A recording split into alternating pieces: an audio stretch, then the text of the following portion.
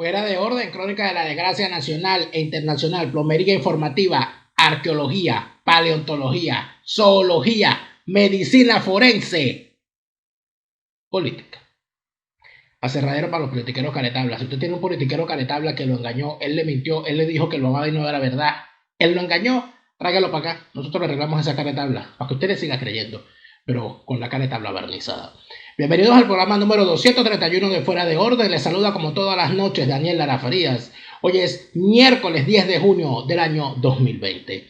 Como todas las noches les doy las gracias y la bienvenida también a todos los que se han suscrito a mi cuenta en Patreon, patreon.com/delaraf. Con tu apoyo me ayudas a seguir creando contenidos para todos. Más contenidos, muchos más, durante toda esta semana.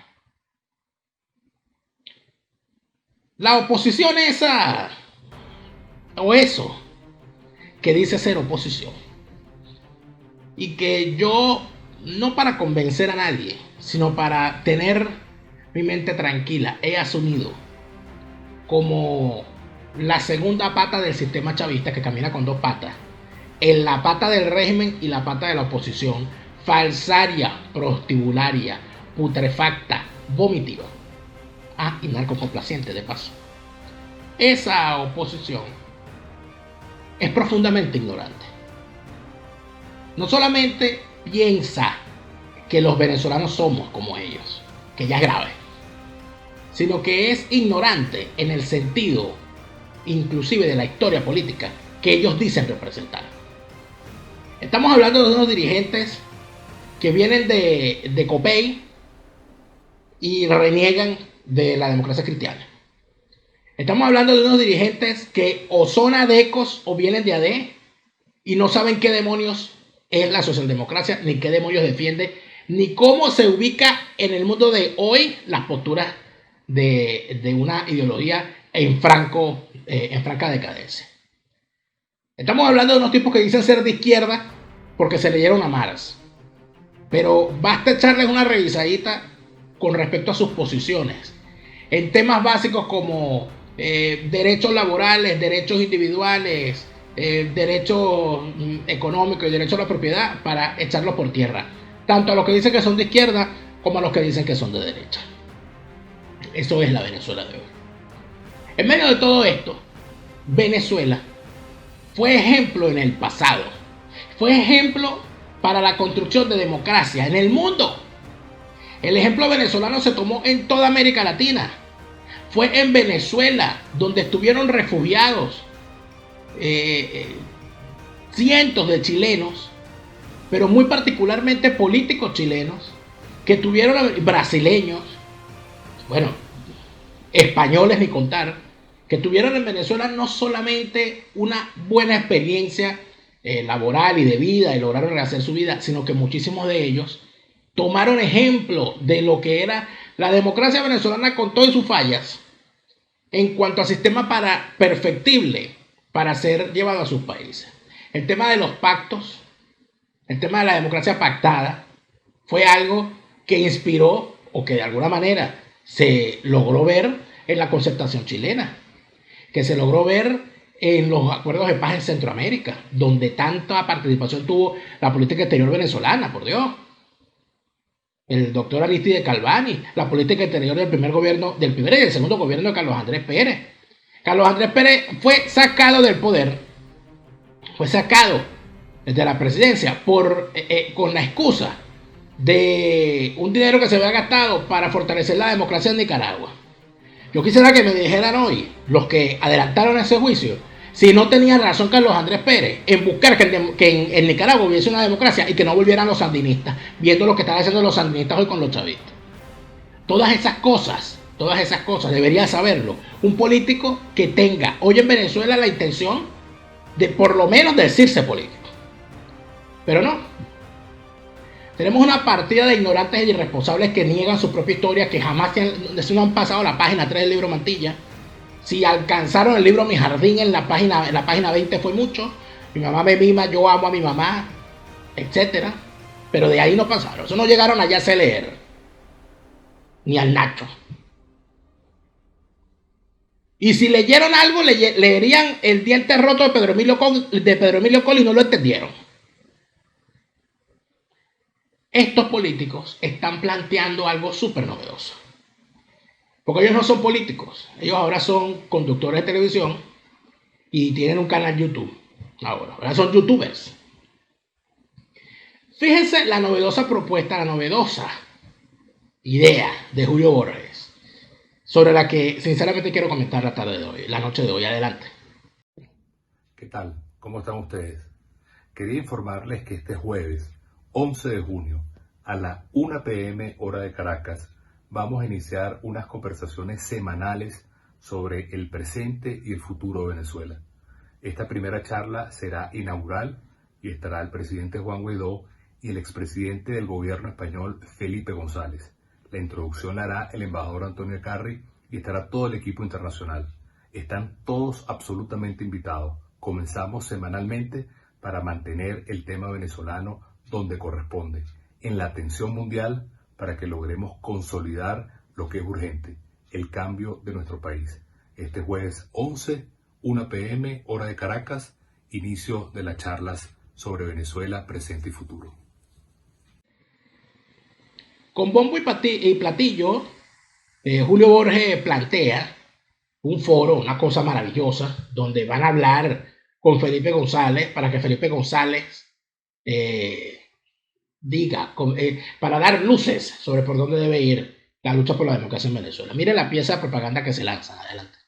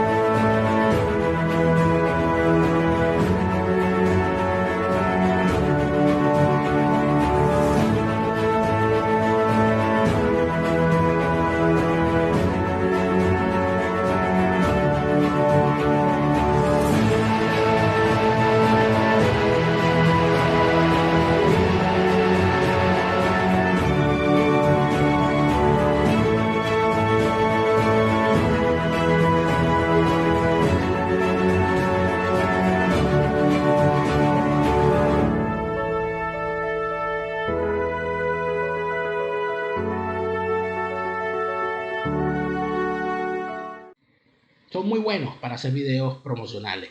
Por eso que yo digo que no son. Ese gobierno interino para lo único que hace videos es para hacer videos. Son youtubers, son extraordinarios youtubers, los felicito. Hacen una extraordinaria labor de edición y montaje de sus videos. Yo les voy a contar algo. Felipe González, yo tengo un gran respeto a Felipe González.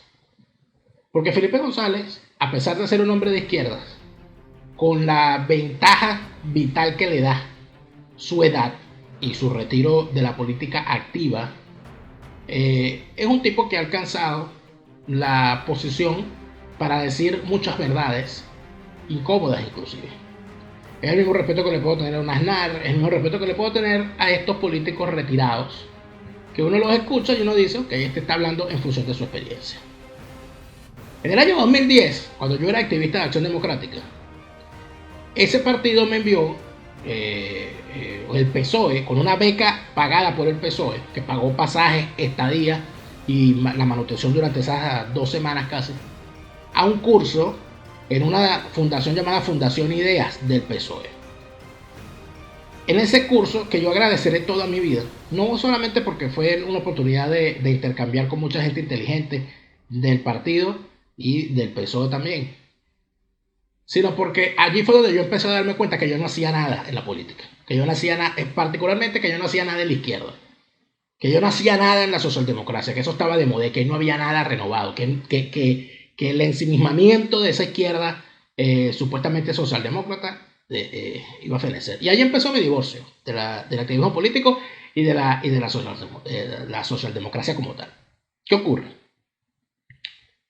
Yo recuerdo cómo los ponentes, gente muy respetable del PSOE, con experiencia en el gobierno de Felipe González, nos decía, había uno que nos decía, yo me siento muy incómodo enseñándole a ustedes estas cosas, del activismo político y de las elecciones y de la democracia, porque esto lo aprendí yo fue en Venezuela. Esto me lo enseñaron en Acción Democrática. Es decir, los partidos, Acción Democrática y COPEI, inclusive el MAS, los partidos venezolanos, promovían la democracia a través de los partidos filiales o aliados en otros países y ayudaban a la formación de sus cuadros y ayudaban a la promoción de la democracia. Felipe González, cuando todavía estaban los restos del franquismo, muerto Franco, pero vivo aún el franquismo, entra a Venezuela en el avión presidencial de Carlos Andrés Pérez, quien lo mete de contrabando en su visita oficial en su primer gobierno a ese país.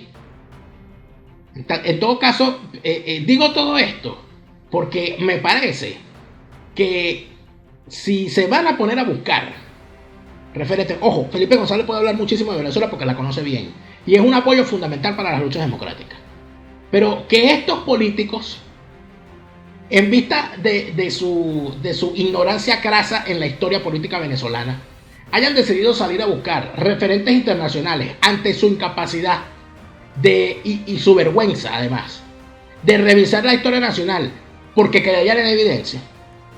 Porque ese embajador que ahorita se vende como betancurista, cuando es cuando de ADECO tiene, bueno, lo mismo que tiene ADECO Ramos Alú, es decir, nada, son los anti-ADECO más grandes, porque ese es Antonio Carri, que por la mañana era masista, por la tarde era mirista, por la noche era mepista, y de repente apareció ADECO, cuyo hijo es el presidente de la fundación de la Casa Uslar Pietri. No tengo nada contra Uslar Pietri en lo personal, pero como eres tú ADECO y uslarista a la vez, no estoy entendiendo eso. Bueno, estos tipos no pueden revisar a Rómulo Betancourt porque quedan en evidencia. Estos tipos no pueden revisar a los dirigentes venezolanos porque quedan en evidencia.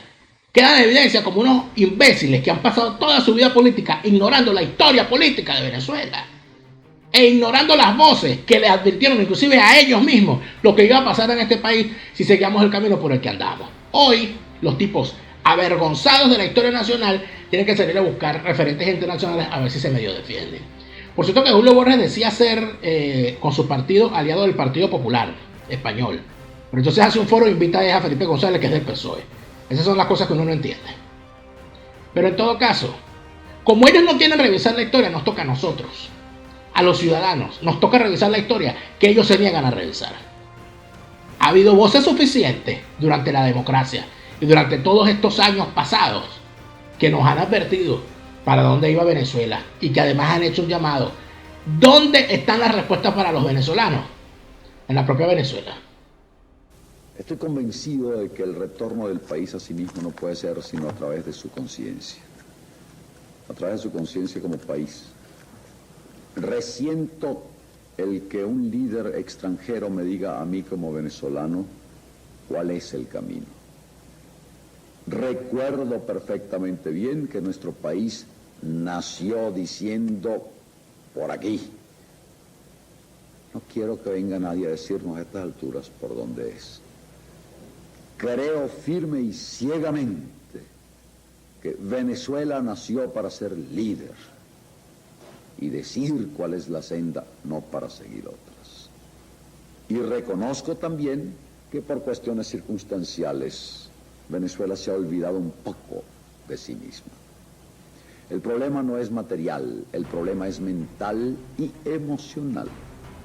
René Tolina lo dice muy claro. No se trata de que rechacemos los consejos extranjeros, que ojo, muchísimos de ellos los necesitamos, hay gente que los necesita. Pero es verdaderamente triste ver cómo hay que esperar que el embajador de los Estados Unidos en Venezuela o el capitoste cubano de turno decida cuál es el rumbo que tiene que tomar Venezuela. Ante esta característica de estos politiqueros. Y ojo, esto no es un rechazo ni a los amigos de los Estados Unidos, ni a los líderes de los países aliados.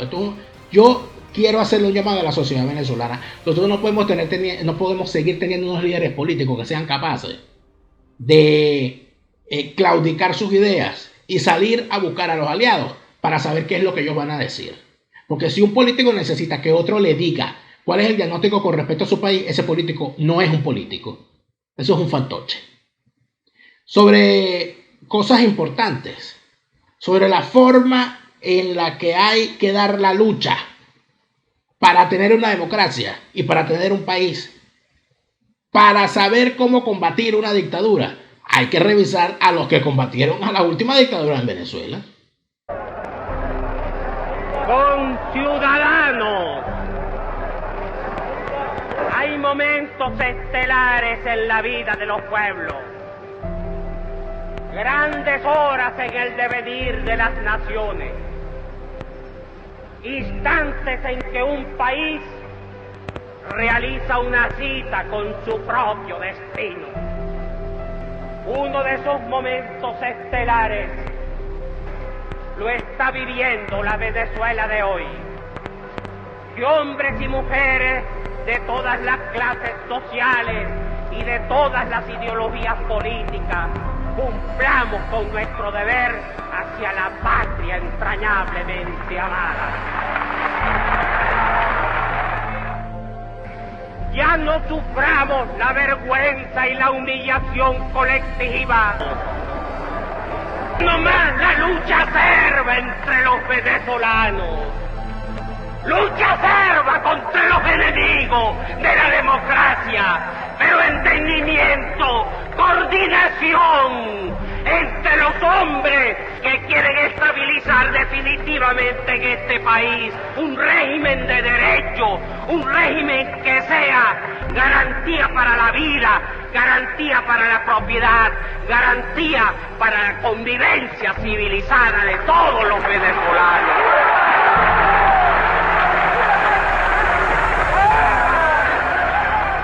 Y hombres de todos los partidos políticos, o sin militancia en partidos políticos, demostraron en las cárceles, en la diáspora del exilio, que en este país estaba viva la pasión de libertad y que llegado el momento, el pueblo venezolano se uniría como se unió, desde el millonario hasta el limpiabotas, desde el hombre de la charneca hasta el del country club. Y era perfectamente previsible que en el momento decisivo del gran choque entre la dictadura superarmada y el pueblo, los sectores institucionalistas de las Fuerzas Armadas le darían la espalda al tirano para darle el brazo al pueblo.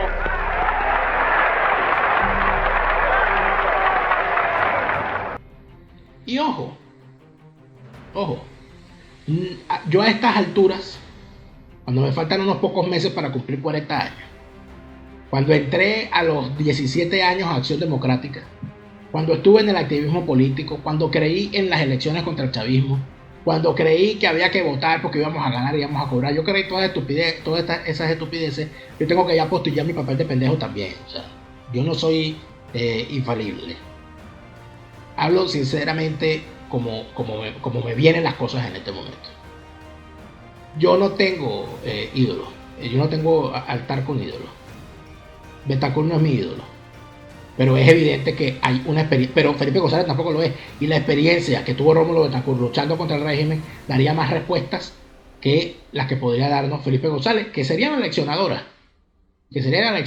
Pero hay que ver hacia adentro, hacia la historia venezolana. Sin ir muy lejos, para que no crean que se me está saliendo la deco. Escuchemos a alguien que hizo más de un diagnóstico claro en su debido momento. Y hay cosas que hay que rescatar de sus palabras.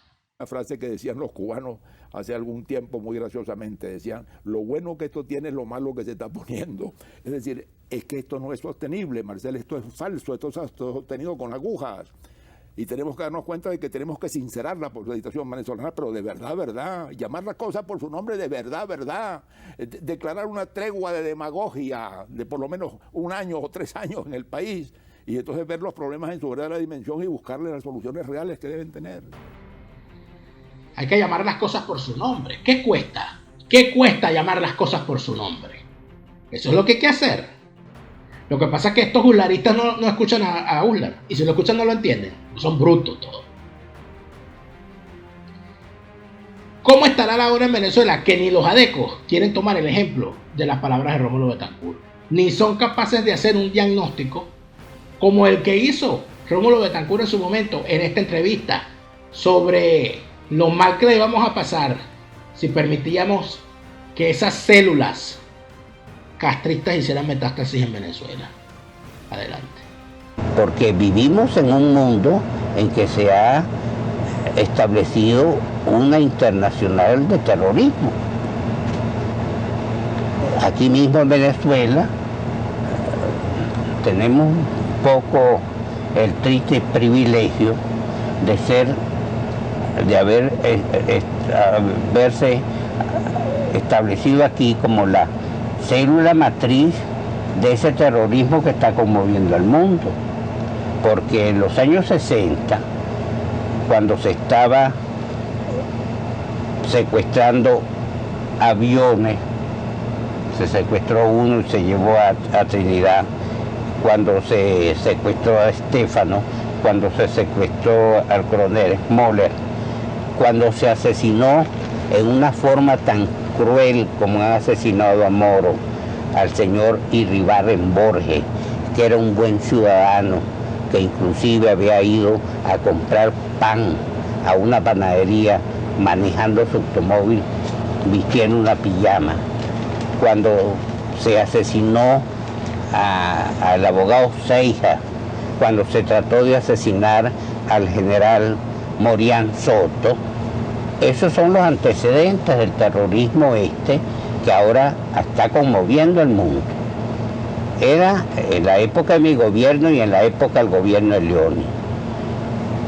Y eso en Europa, no sé, yo creo que ustedes estaban, o por lo menos viajaban mucho en Europa. Eso lo registraba la prensa como una manifestación del pintoresquismo latinoamericano.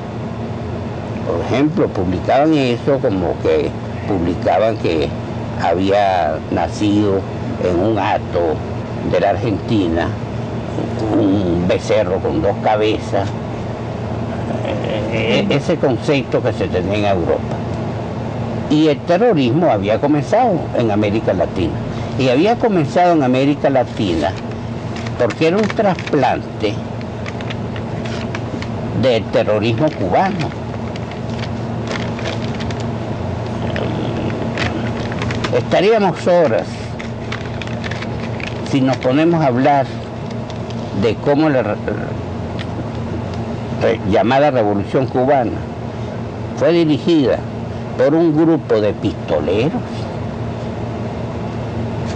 que se iniciaron no leyendo libros de teoría marxista, no haciendo proselitismo político, no organizando partidos políticos, sino como jefes de bandas de secuestradores universitarios, bandas de universitarios secuestradores.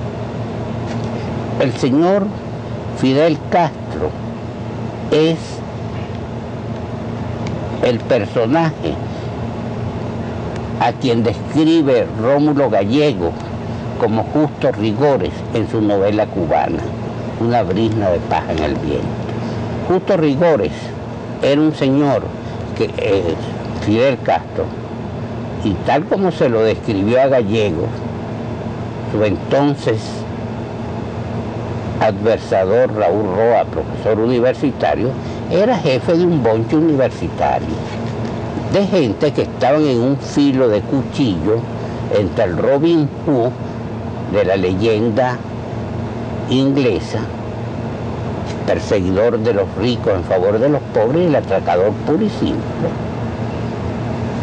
En una calle muy central de La Habana, Fidel Castro y sus amigos abatieron a balazo a otro líder universitario llamado Manolo Castro.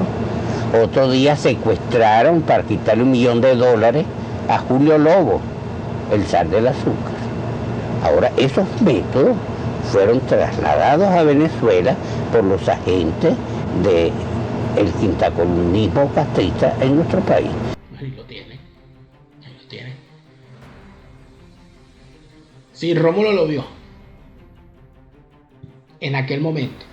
O sea, nadie puede venir a decir que lo sorprendió esta metástasis, porque esto estaba suficientemente advertido hace años. Y bien temprano, como en el año 98, hubo quien advirtió dónde iba a terminar esto.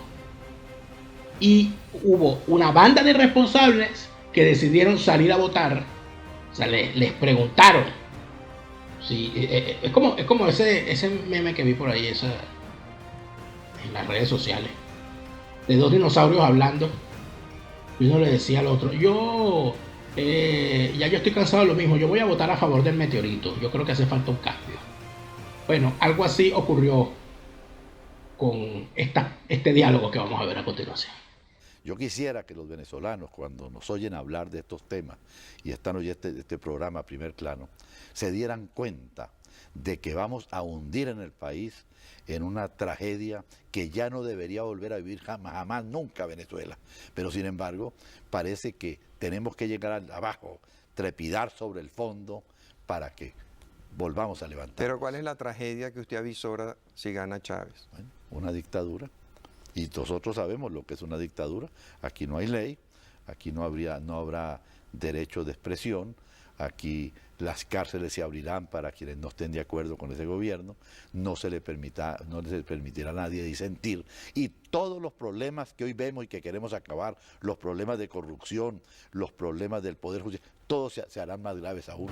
Bueno, a esta advertencia, la mayoría de los venezolanos que votaron en el 98 decidieron hacer como el dinosaurio del chiste. Decidieron votar a favor del meteorito. Bueno, ahí los tienen ahorita. Ahí los tienen. Ojo, a usted le puede gustar o no le puede gustar Carlos Andrés, le puede gustar o no le puede gustar Betancourt, a usted le puede gustar o no Renio Torina, le puede gustar o no Willar Pietri. Pero son venezolanos.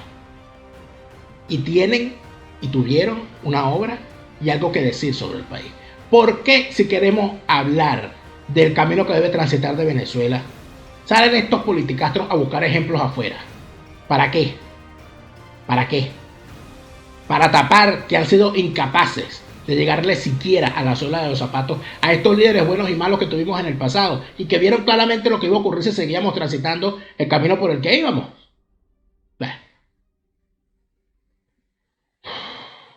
Qué difícil es. Qué difícil es.